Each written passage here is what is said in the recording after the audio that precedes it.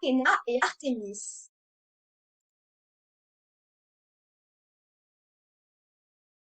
Athéna, fille de Zeus et de la titanine Métis, était la déesse grecque de la guerre et des arts.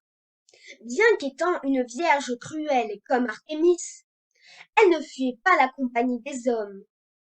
Elle se réjouissait, au contraire, d'être la déesse d'Athènes qui adopta son culte lorsqu'un olivier poussa sur son acropole.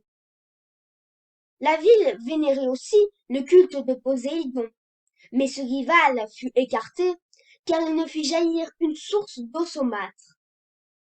Athéna surgit déjà adulte et armée de la tête de Zeus, après qu'il eut avalé sa mère Métis enceinte.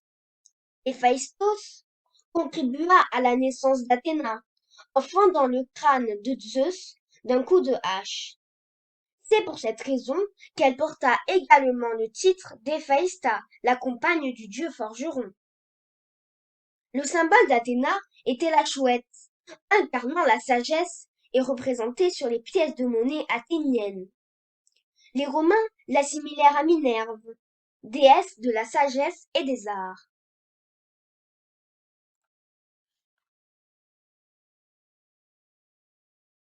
Artémis était la fille de la titanine Leto et de Zeus, et la sœur jumelle d'Apollon.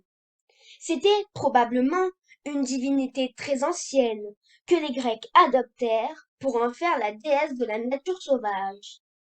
On trouvait encore dans son culte des traces de sacrifices humains. Artémis aimait par-dessus tout parcourir les montagnes en compagnie de ses nymphes, et elle n'appréciait guère qu'on la dérangeât dans son domaine ou que l'on s'attaquât à ses animaux favoris.